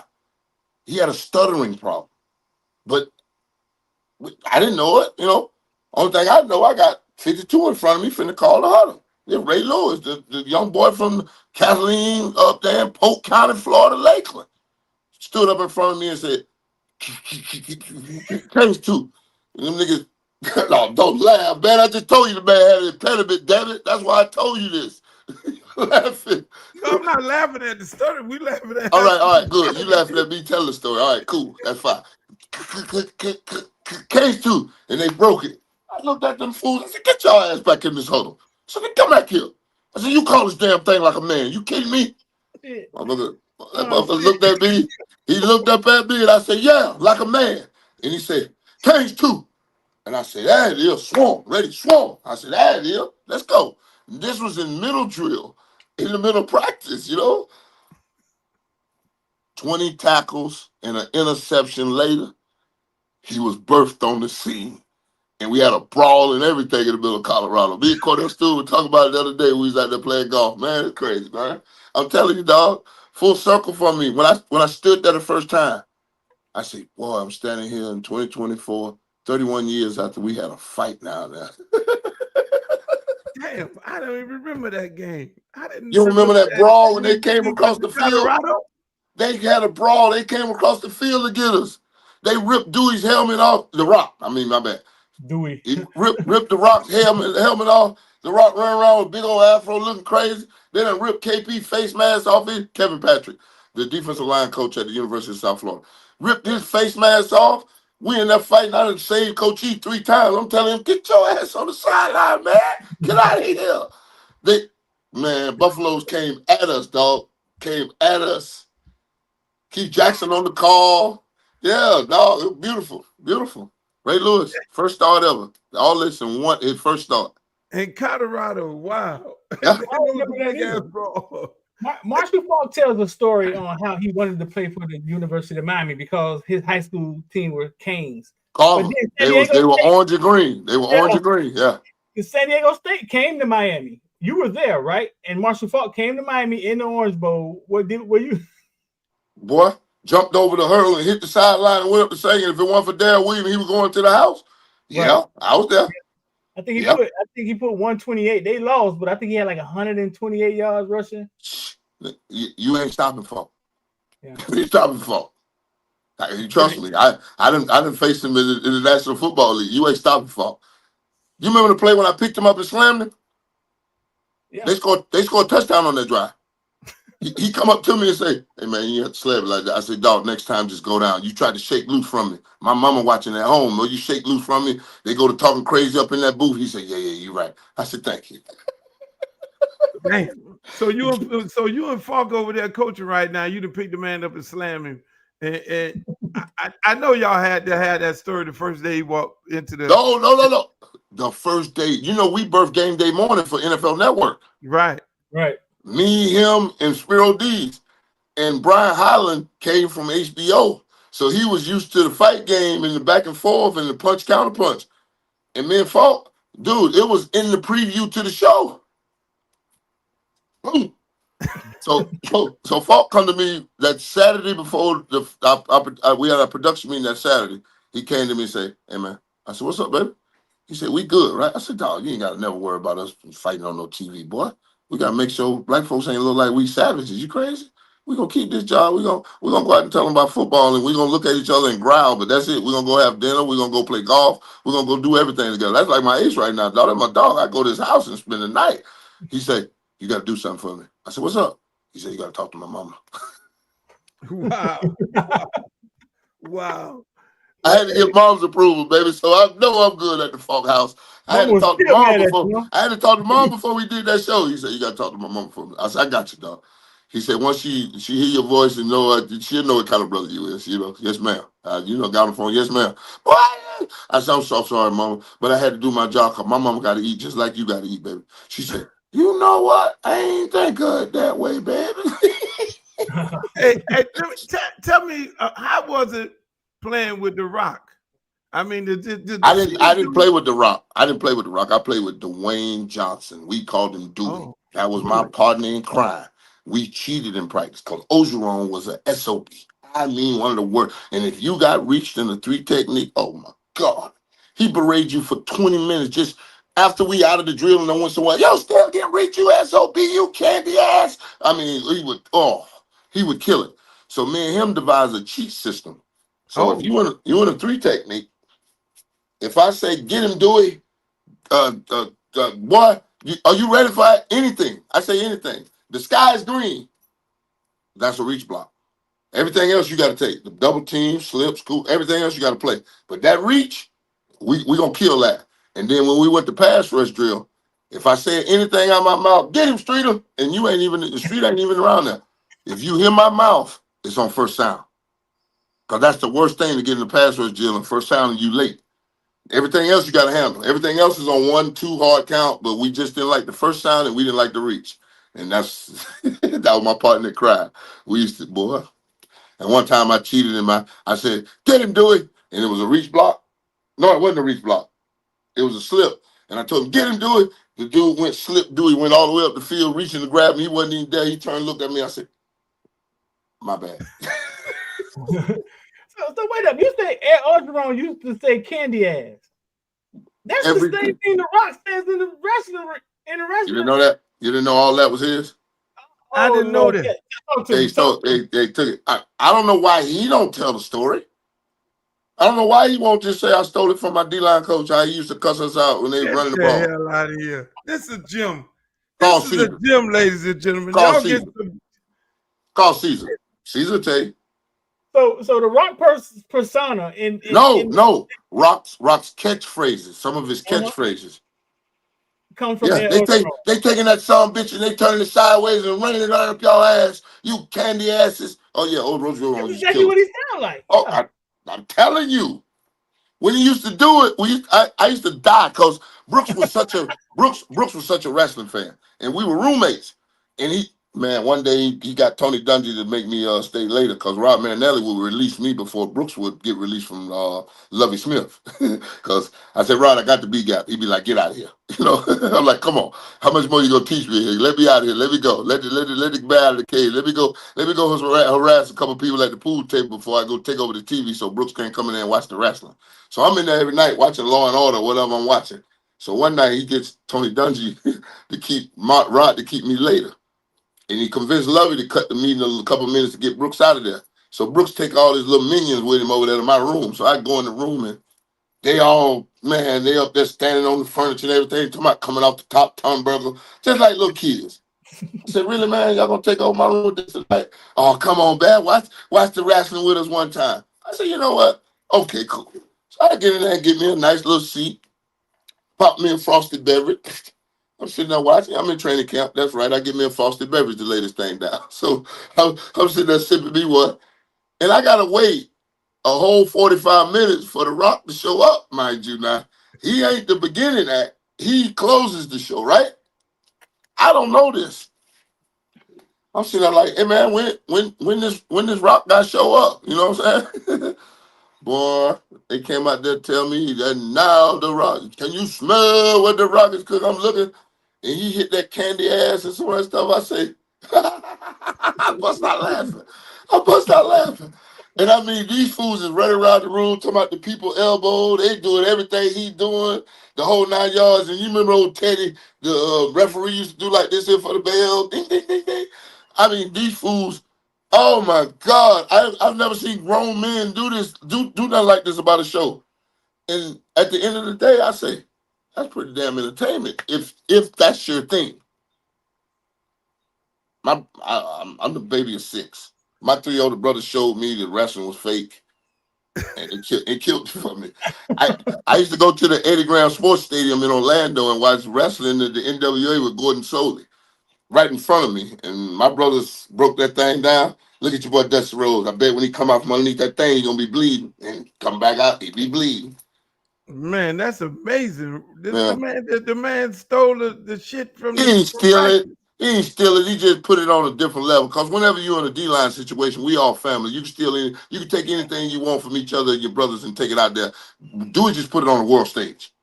He just put it on the world stage, and boy, it was entertaining, no doubt about it. Boy, the people's elbow and everything, and the eyebrow and all that. I mean, I seen it all. I was with him. I mean, and here was the best part.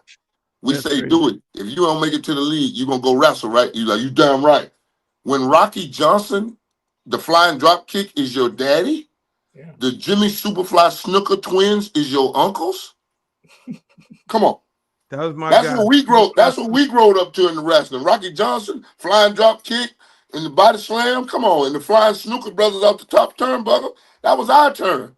So he had 2 shots at the money, man. Shouts out to The Rock, Dwayne Johnson. One time for my partner in crime. Yes, sir. Hey, let me ask you. I know you follow Hurricane football, even though you coaching at Colorado. What you think about Ruben Baines? How great you can, because at the beginning last year, people were trying to, they started comparing him to you, or saying he could be somewhere in that league. And I know that's one of your He's got some wiggle. He's got some wiggle in his hips. But the first time I saw him, I was like, what? The thing that I'm more questioning is, what position is they gonna put him at? Right. Where you gonna play him at? Because I always thought that 3 technique, you can't run from it. you can't run from a 3. I'm a 3, and there's no way you gotta put 2 hats on me. You gotta try to contain me, because I'm finna get loose. But that's the only question I have for him, is where they gonna play him. But I know what D. Lou want to play him. I know that. We done talked about it. I know he want to play him. So let's see if they go with the plan, and see if he is receptive to the plan. Because sometimes, these kids tell you what they want to do, and sometimes they allow them to do it. Yeah, and let me tell you, he took a vacation to Colorado. Yeah, my phone was getting lit up. They were like, "Don't steal the man, Sab." I'm like, "What happened?" I'm like, "Wait a minute. I left all my guns and my ski mask back at the crib. But what about who I robbed?" You had to affect him. Sab, where Bane at, man? Let him go. Yeah, I'm like, wait a minute, man. Y'all, the man trying to get some culture in his life. Y'all don't want him to do nothing but Dade County. Y'all bad, man. Y'all bad. Let that man come out and have some Rocky Mountain oysters. He can't just eat conch his whole life. The man went to Colorado. My phone was blown. Man, stop. Hey, man, I'm like, hold on. What are y'all talking about? The young fellow probably just went to go skiing with his girlfriend or something. Thank you. Getting a little culture in his life. He never left Miami. That man don't know what it's like to be north of Orlando, probably. The hell y'all talking about in western Tampa? Y'all talking about, unless he on a trip with his team? Come on, y'all stop, man. My phone blowed up, Luke. Sam, I know you out there got him robbed. I'm like, hold up, man. I left all my ski masks, my robbery equipment at the house. Damn, I should have had it out. Hey. So here's the whole story, because I guess all kind of stories happen in Colorado. So the man goes out there on a vacation. Everybody think he's going to go see Colorado, Warren Sapp, and his uncle, and he's going to end up in Colorado with Prime and everybody. So Miami hadn't lost their mind, but in all actuality, he went to Colorado and came back with the D-line coach. How the hell that happened, Sapp? How does that happen? This fucking Baines, what happened? I got the D-line coach. I got it. What happened was, it got me to look left and took my man off my right. Y'all wrong for that shit. That's all I'm gonna say. You ain't had no ski mask on, but that boy from Dade County, Baines, went there with his ski mask and came back with the D-line coach. I know. Listen, Luke, dog. When Bane texts me back, I say, Bane, where you at? You getting on the plane? From where? Colorado. So the fact that he was in Colorado. No, that's a lie. That's a lie. There's no way Toba Bane hit the state of Colorado and didn't call my phone. No, chance. this Lil Bane. I'm talking talking Oh, about Lil Bane. I thought you were talking about Lil Big Bang. I would say, hell no. Y'all tripping. Luke, after he texted me, I realized how psychotic fans are because this man has no fucking clue what's going on. Me either. You hit me. I'm like, what you talking about? I'm sitting on my couch, my dog. Who am I robbing? Who that stuck the gun to? I just left it alone. Man, enjoy your trip, man. I just left Yeah, right? Come on, you Streeter. You know damn well I wouldn't have did nothing like that without calling home. Come on now. Because I'm gonna make sure everybody that's involved with the baby know that he's gonna be taken care of. This ain't gonna be no innuendo, back door steal. I'm gonna let you know I'm gonna come through the front door. QB Killer, I come through see about it. If I'm coming to get him, I'm coming to get him. I'm gonna let you know I want him and I'm gonna come get him. Uh-oh. Period. Oh my God! So don't play with me while no innuendo and make me excited about something that you don't do that. Don't do that. I'm good. Everybody good with it. Just leave it at that. Let's stop the madness, man. I'm not here to steal nobody. If you want to come see Big Boy, it's real easy. Just make a call, say, Coach, I'm on the way. And I call my guy, say, we got room for the big fella for me. And hey man, hey Streeter, this dude Sap.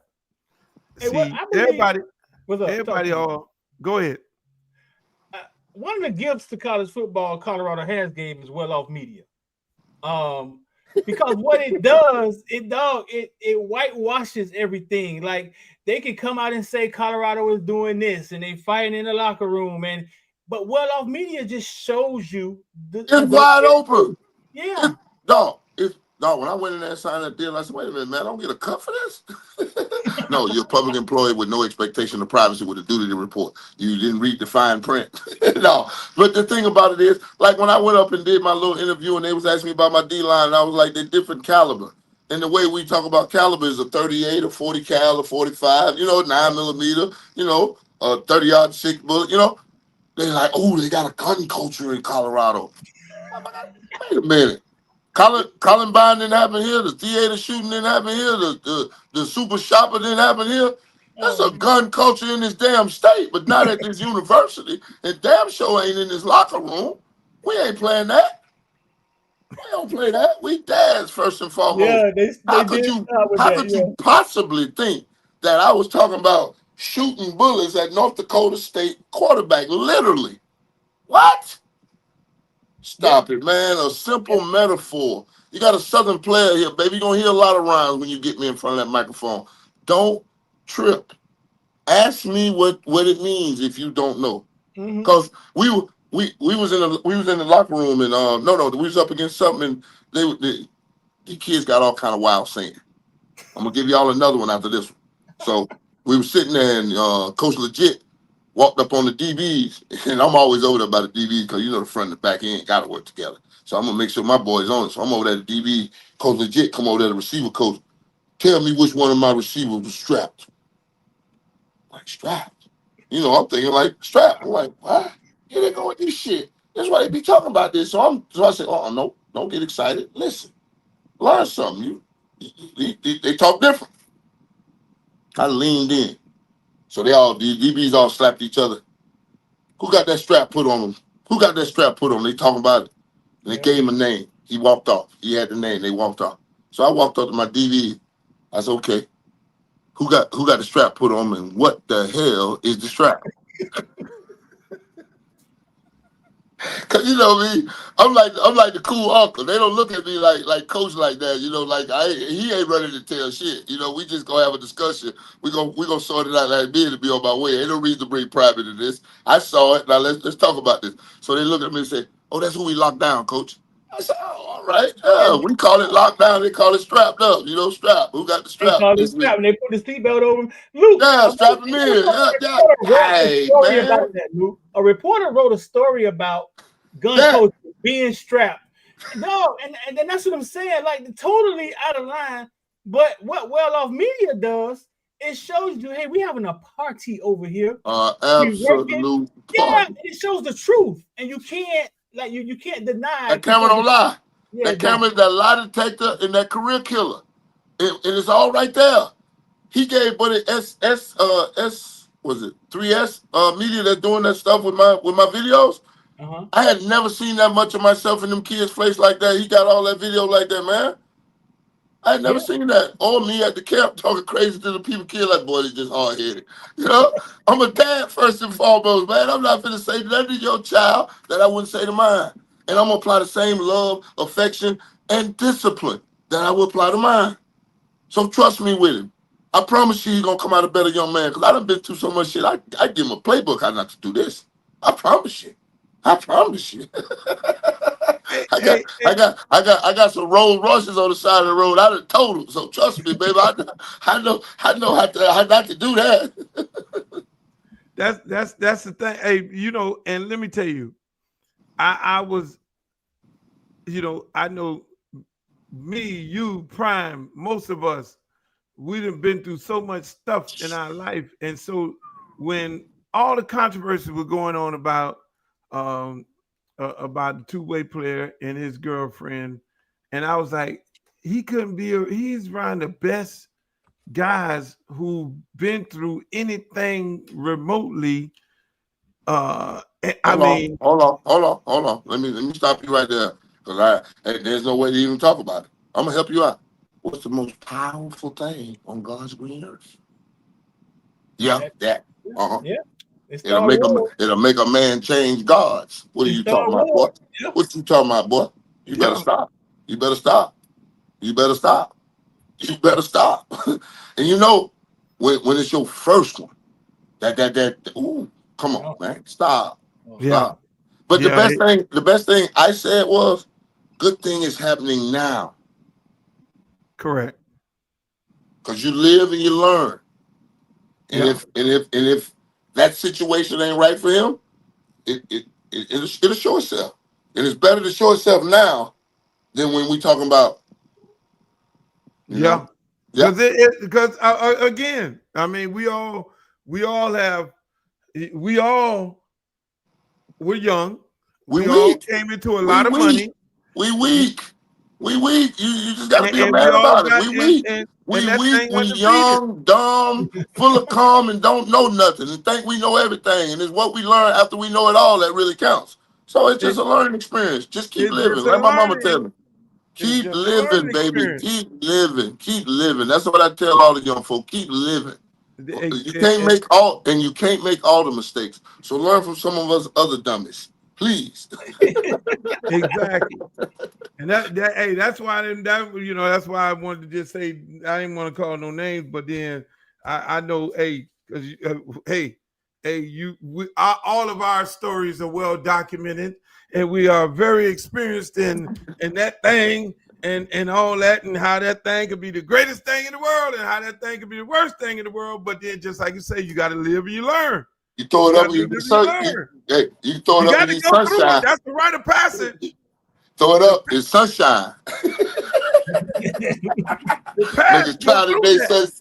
Make a cloudy day set turn shiny, baby. It also turn a sunny day and turn it into a dreary storm on your monsoon. So it's you get both, you know. What's the fishing like in Colorado, man? You be out there fishing? No, baby. Listen. I'll tell you about this when we get off. I won't get in trouble. I won't get us in trouble. But I ain't doing no fly fishing. I'm not. I've been doing a lot of hunting. My dude's got the train station over there. We got the geese flying. You know, I know Peter out there going crazy, but I eat my duck, y'all. I eat my duck breast. I wrap them in there with pimento peppers and stick that thing up in there and put a little cheese in there and then a little mint cherry jelly in that thing. Yes, sir. My boy Coach is hunting all the time. What y'all hunting? Geese and ducks. Geese and ducks. Geese and ducks. And I was gonna go on like an elk hunt, but it was talking about we got to track in like up to 19 miles, shoot it, and then track out up to 19 miles. Damn. Nah. Did you ever hunt Did you ever hunt with our boy, God bless the dead, Cortez Kennedy? No. That dude stayed hunting. No. That's one thing me and Tez didn't. God bless his soul. We didn't vibe like that. Right. No. Man. He was older than me, and that Cavassier was not my drink. Oh Lord. Christ. Ted's gonna have that Cavassier. Luke. Totally. A whole bottle with him everywhere he go. He got it. I can't. Ooh, that Cavassier. Boy, y'all, hey, listen, man, y'all had some D linemen at the University of Miami. Oh my God. Now we got one of the inmates trying to build some more. So it's a good situation, man. It's a Good great situation. It's a great day. It's a great Yeah. day. Hey, you gonna come? Can you come back on after y'all finish spring practice? Luther, whenever you call your boy, cause you know Street will be over here talking about his own thing over there with that little club setting over there going on. You know how you look at him looking at us down, looking down his nose at us. Ain't that something, Luke? He's special. I love that boy. Whenever you want this, baby, you can have this, man. You raised me, man. You showed me the roast down there. Stop telling them damn boat stories. Listen, man.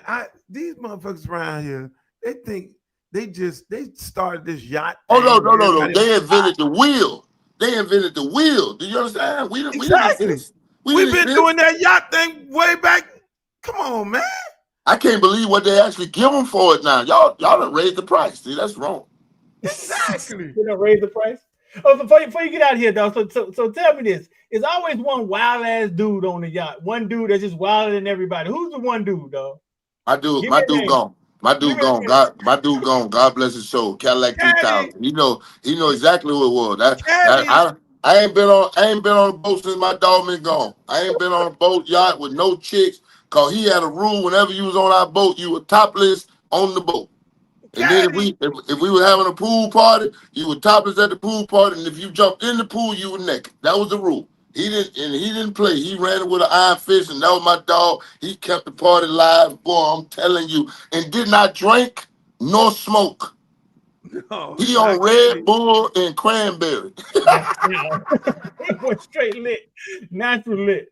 That's wild. Hey, now he might have popped a pill or two, but I ain't gonna say that. I ain't gonna tell him. Hey man, hey, I appreciate you coming on, my brother. Every time, my brothers, I love y'all too, man. Y'all already know what it is. Hey, Streeter, you ain't got to be on the phone. You can say bye, man. You ain't got to do it like that. Big dog, man, you know I got love for you, man. You know I got love for you. You look like you over there at Pitt. You like over there at Playhouse right now. If that sports thing went on the wall. You let me put that video out there. The worst. I was like, this is the worst arrest ever. This is the worst arrest y'all ever gonna see. Nobody ain't gonna be able to dispute this shit. No. Did you see what they did to the two little black boys that was walking down the street a mile and a half from where somebody had an armed robbery and the boy had potato chips in his hand? And the cop told him, I just want to talk to you. And the man's like, I don't want to talk to you. And kept walking down the sidewalk. And he eventually jumped on him and grabbed him. Three of them jumped on him and grabbed him. His other friend recorded. The mama come up there. They talking about some, she was like, who detained him? He was like, I did. She was like, just you? He was like, yes, ma'am. She's like, what's this picture right here? Look like three of y'all on it. He like, I mean, I'm like, what the lies about? What the creative writing about in the damn report? That's exactly what it is. And then the mutant of the body cam. What you doing? Mutant. What you doing? What you doing? Hey man, that's like me going to the football game, jumping outside, assaulting the quarterback, and be like, what penalty? What y'all talking about? That's how I get down. No, that's not how you get down. Hey man, hey, we appreciate having you, my brother. I love you, brother. I love y'all, brother. I'll see y'all soon. I'm coming back to South Florida just for some of them Show Enough oysters. If y'all have not seen Show Enough oysters in Fort Lauderdale, they put a whole lobster claw on top of the oysters. I gotta go there. They put a whole garlic crab there on top of that thing, cook it, and then put two whole Show Enough oysters out there, y'all. We need you to go on CNN, take over for Anthony Bourdain, and go to these places because I just you know what? God bless his soul. God bless his soul. Anthony Bourdain and Heidi White, when he had that go all over the world with the sports thing, that used to be my dream of having a sports show or a fishing show. It Coach now. I'm gonna have to change my thing down there. They're gonna say Coach Sapp from now on out. There's no more QB Kill. I buried him. We're going to put Coach Sapp down there from now on out, baby. That's what it is. The kids done convinced me, and I like it. Hey, man, we love you, my brother. You got, Luke. He love it. Look at him. I love it. I love it. My dog. Oh, man. Hey, Streeter, we got Jim's. That was Jim. We got Jim. That's the greatest interview ever. Somebody said, man, this is the greatest interview ever, man. These people was texting me, man, like they was at the house having orgasms or something, man. They enjoyed that, bro. No, man. Hey, that's how interviews supposed to be, man. You get on with people, light minds. I ain't all politically correct. Ain't all trying to be all structured and shit. Ain't no time limit. You know what I'm saying? I was like, hey man, I know you gotta go because I know people be important. We don't be wanting to hold people up, but then then you get like, hell no, motherfucker, what you talking about? We ain't going nowhere. We're gonna be on this bitch all day. So hey, and that's what you get. And I mean, and both of us, we ask beautiful questions. We, from different spectrums in life. I mean, because again, that's a beautiful thing, man. Shit, that was the whole shit. I don't know how many hours we were on here. That's an hour 40 right now. An hour and 40 minutes. And we had I got a whole list of shit on here that we ain't even ready to get to. We ain't talk about none of that. Nah, that was great though, man. We were getting ready to get into the Super Bowl halftime and all these new coaches at Miami and Jimmy Butler. Fuck all that. We got a gym. Yeah, fuck Jimmy shitting on himself. Who wants to talk about that? Who wants to talk about Jimmy? No, not coming after that. Not coming after that. Just like Ross say, that thing was very organic. You're right. I mean, hey man, that was classic. That was a freaking classic interview, man. But let me just say this, Streeter. Let me say this, man. We're gonna have more interviews like that. This shit is gonna only get better. But it's only gonna get better. But before we go, I want to ask you, how did you really feel about the halftime show with Kendrick Lamar? When you saw it, were you one of the people saying, oh man, this shit ain't good, man, he ain't sing half of the songs? Or did you actually get it? Or you was in one of those parties where you really couldn't understand what was going on because people were all in your ear and shit, and then you came back and you looked at it and you was like, oh shit, this is a fucking message and it's a moment. You got a moment? Because I explain it to you. In that moment, because I'm an artsy dude. Like, people don't understand I created something. My creativity is what Footballville was. Like, you know what I'm saying? So I'm an artsy dude. And in the moment, like the first 15 to the first 10 minutes of the performance, I was like, I don't know if I ever seen this before. Like, it was just art, right? It was like watching creativity without all the artificial stuff. But what was more alarming and satisfying is that Jay-Z, who's been in that spot for maybe 4 years, right? 4 or 5 years, however long he's been there, got a shot to sneak an artist from the culture on the fucking biggest stage, in the biggest stage, the Super Bowl. And if you were a hip hop fan, you knew Kendrick Lamar was going to get up there and be Kendrick Lamar. Like, you knew it wasn't about to be a bunch of naked girls dancing and it was from the culture. So Jay-Z saw a soft spot where it was like, he has one of the hottest songs in the country, one of the hottest stories in the country. Jay-Z's from the essence of hip hop, New York. He's from New York City where hip hop started. And he said, I'm gonna sneak this motherfucker on the stage. I'm finna give him, you know what I'm saying? I'm finna give him a platform, and that's why a lot of people didn't resonate with him. That because you didn't understand, you don't understand it. He's a real hip hop artist, and he got up there and did. I enjoyed it, Luke. I mean, I enjoyed it before I even understood all the subliminal things. I enjoyed just the art of them dancing, colors, and that's the thing. And stuff. That's the thing. Wow, people were criticizing who did not know, but at the end of the day, the numbers was 136 million, and the numbers are going up on the replay because I think a lot of people were sitting at these Super Bowl parties and really didn't get the message.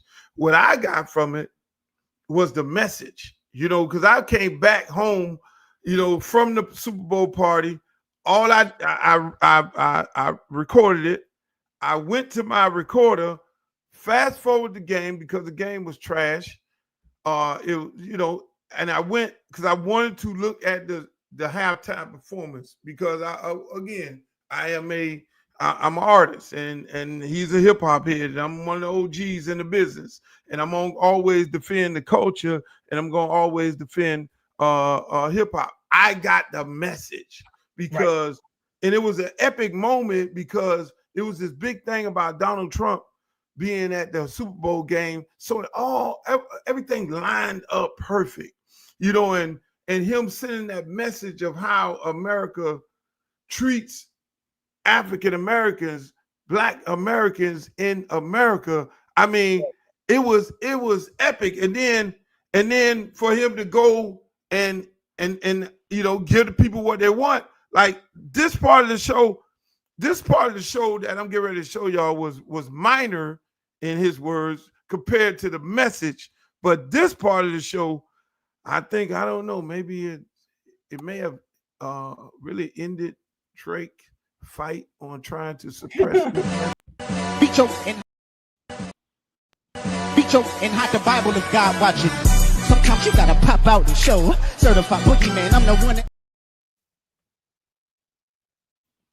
that was amongst everything that's what Drake was trying to suppress. But I came to this conclusion because I can't be a part of the fan base because I was sitting there one morning saying to myself, I'm one of the OGs in this business, and there were OGs before me, and I looked up into the business, and I think he killed it, sung the song. I fucking love Kendrick. I said I probably need to step in here because it don't seem like there's no adults in the room. You know, he sung the song on the biggest stage in the world. It's time for these two brothers to sit down and have a conversation. So I put it on Twitter. I'm going to go and reach out to some of these people and their people, and you know, everybody got people to be able to say, look, man, let's have a conversation, man. Y'all need to have a conversation. Ain't nobody need to know about it when it happened, if it happened, because these are two brilliant young men, and I'm always about, you know, stopping the fights before they escalate into something else. You know, the Super Bowl should have been it. You know, the Super Bowl, that's it. But now it's time. I think it's time to move on and be able to have a conversation about moving on. You know, Art. You know, you don't have a conversation, but you still do move on. You know, because some of these hip hop beefs, and I've been a part of them myself personally. We moved on. We was able to have a conversation with Snoop Dogg and everybody, and Suge Knight and all of them. We actually, you know, met up at the Super Bowl game when 49ers played Cincinnati Bengals in my suite at Hard Rock Stadium, or whatever you called it at that time. And we moved on. We were able to squash the beef. I tried to be a part of squashing the beef with Biggie and Tupac, because both of them brothers was my good friends. And, you know, I always know these beefs don't always end where the individuals do something to each other. It's the fans, it's the people around them. So, you know, I don't want to see this thing end up the same way it ended up, with Pac and Biggie, because you don't want to be losing no more iconic figures in this manner. So I'm going to try to reach out to these dudes and hopefully have a conversation. And if I don't have a conversation with them, you know, take Chuck D with me, or Ice Cube, or somebody, you know, and be like, hey, look here, man, you know, just move on from it. Even if you don't have it, the conversation, I just hope they just move on, you know, from this moment of this, because it can keep going, and eventually it's going to show an ugly head to it all. You think it can get there? You think it can get there? You think the same energy is? When I heard Tupac said, "That's why I fucked your bitch," I knew it was off the rails. Like it had them derailed and went off the track at that point. And you know what I'm saying? You think this could get there? Yeah, it's not really the artist. It's never the artists. It's the fans. Mhm. It's the hanger-oners, the people who want to be down. You know, the people who want to show the artists that, oh, I'm about that life. I drink gas, die for the team for you. Shouts out to Coach Ice, who's going to retirement. I got that line from him. I couldn't be saying it without, giving him his props. But it's the guys who be around. It ain't never the artists. It ain't never the artists that do something. I mean, same situation with Rick Ross and when he went to Canada, and some of Drake fans and goons or friends or whatever it may be, attack them over there. It's never that. It's not the artist. The artist ain't gonna get no fisticuffs.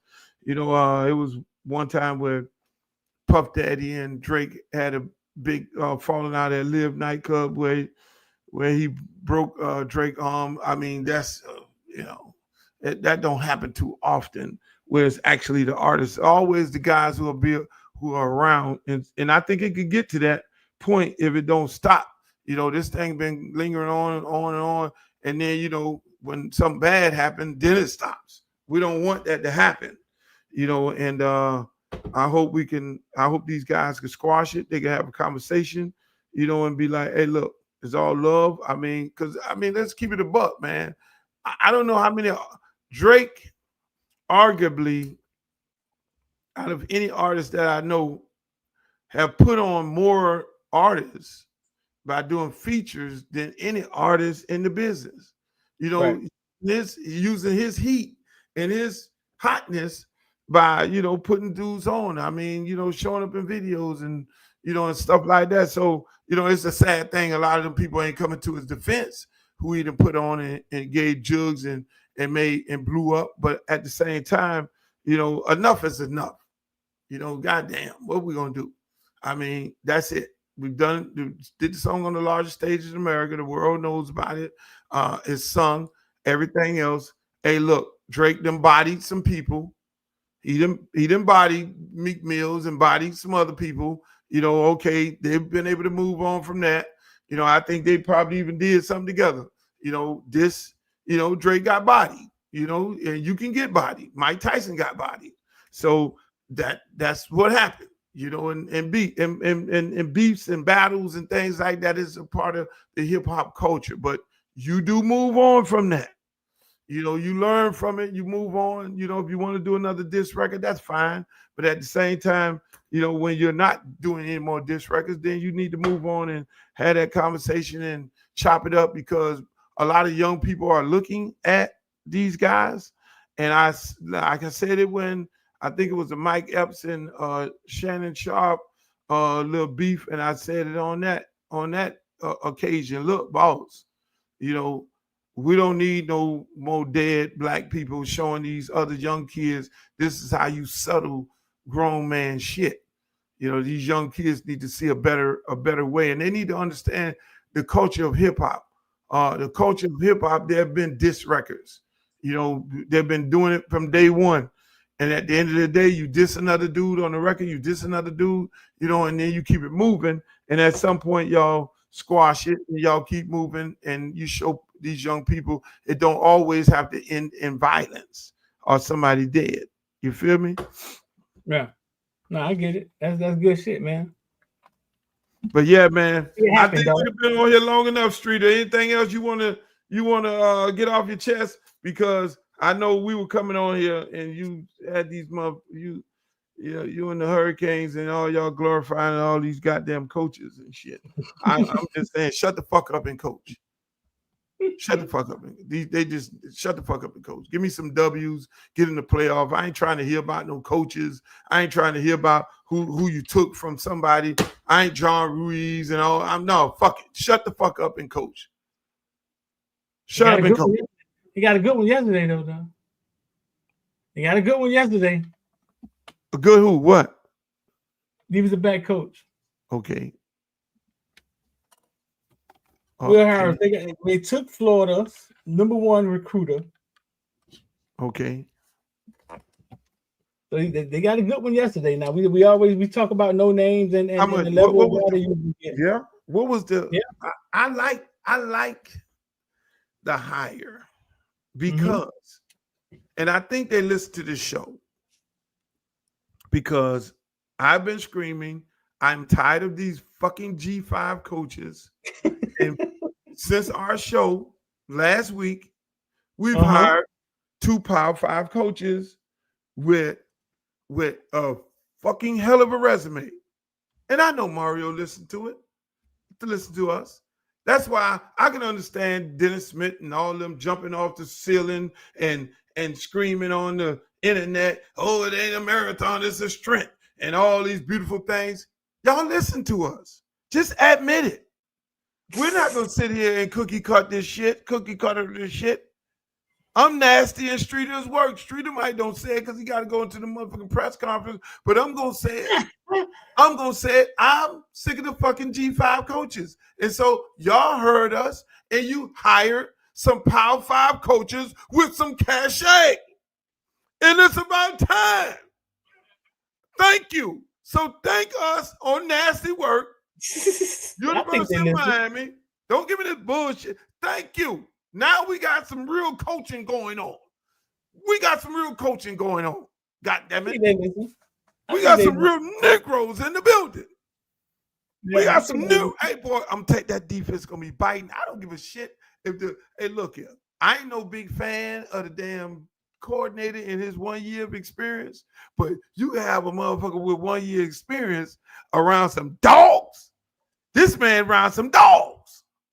He runs some dogmatic coaches. So all this whole propaganda that we're the only organization, University of Miami, the only organization that I know they got to be having narratives and shit. They got their little minions running around. They tell shit to, and they go out there screaming and hollering. And then when the shit go bad, they go to screaming and hollering how bad the shit was. Listen, man, just shut the fuck up and coach right now. We got D-Lou on the D-line with Jason Taylor. 2 motherfuckers with like minds. That defensive line going to be dogmatic, and I hope everybody on the D-line listen. Because if that shit don't work, you don't want that guy who we just interviewed coming down there jumping in y'all shit because y'all ain't going to be able to tell him what position you going to play. That motherfucker going to be like, no, motherfucker, you going to play that position right there. Fuck that. You ain't going to tell us what to do. Hey, because, again, bounce. You got a D. You got you rob Florida. Good. Anything taken from Florida is a beautiful thing. We got a safety coach. We got the defensive coordinator looking in the box where he's supposed to be looking in the box because he's the linebacker coach. Hey, you got two brothers in DB in safety. You got a brother on the 2 brothers, 1.5 on the D line. You got 1.5 on the D-line. Hey, I'm okay. I'm okay with the defense. I'm okay with the defense right now, Streeter. I'm okay. We got people with resumes. We got Power 5 coaches on defense. We did not have that, Streeter. We had G5. It had to show up on Saturday, man. So I'm okay now. But just shut the fuck up and win. That's it. You know, Elon Musk, I wanted to talk about him and look like he was on that butter in the White House. We ain't talking about that. Just for y'all to know, Donald Trump did say he's going to take away the EBT cards and public housing. You got 2 years in public housing since y'all want to vote for this month. Yeah. Since y'all want to vote for this month. Food stamps going away, though. See, all these motherfuckers thought Trump was going to bring them a stimulus check. Oh, Trump. Fuck that shit. They all in the barber shop. They all in the beauty salon. I'm talking about Trump. Trump gonna get us money. We were getting paid with Trump. We gonna get us a stimulus check. Yeah, no, ain't no stimulus check coming. Matter of fact, Trump said y'all got 2 years to get your ass up out of public housing. That ain't no place where you supposed to be having a career. Your mama and you pass down from your mama to you, to your grandmama, from your grandmama. Nope, that shit is all in the bushes. And the Hispanics, all of a sudden, they want to boycott Walmart and Target. They say they stopped the DEI program. Not the Latino for Trump. Oh, y'all might want to come over here and cut a deal with us, with the black folks, because y'all just like us. I mean, it's just so much is going on as far as that shit. And that's what we asked, Streeter. So I mean, we could have we had a great time with Sap Big Sap. and we were gonna get into some of those things, but we ain't even got to get into those things because they are what they are. It is what it is. You got anything before you want to get out of here? Because I gotta go run. Shit, No, that's about it, bro. That's 2 hours, man. Shout out to y'all. Y'all have a good weekend, man. Don't do too much. Don't break too many hearts. And I got something for you. If you've been calling your boyfriend all day and he ain't answering the phone, and then when you finally get him, he say, "Baby, I'm in jail." You the side chick. Oh shit. Why would you break these people heart like that? I'm just saying. If you've been calling him all day, he's supposed to be at work, he can't answer the phone, and then he call you tonight talking about, "Hey, I'm in jail." You can't go to dinner. We can't go to dinner. You I promise you this big dinner. No, he's with his other freak. You might be the side. He's with the main woman. If you say right. You might be the side. You ain't going to dinner with this man who you thought that was your man. You're the side piece. Hold on. It gets better. If your woman call you up and say she's sick, she can't make it. No, you the side piece too. You might be the side. You the side piece too, fellas. Right. Somebody else is smashing your girl that you thought that was your girl. Just helping them out, Luke. You know what I'm saying? And so just imagine, right imagine a dude having this whole room all made up and everything. He was gonna go to dinner and everything, and he got the hotel and he did all this decorating and shit. And then the girl called him up and said, "No, I'm not feeling well." And none of that. Oh shit, we could go on all day with that. Ladies and gentlemen, thank you for joining us. On Monday, we will be back at 10 a.m. And on Monday, we will have Omar Kelly, the lead reporter from the Miami Dolphins. He's going to talk to us about all this NFL shit and the Dolphins and Tyreek Hill because he wrote some scathing articles. But until the next time, I'll holler. Make the booty go.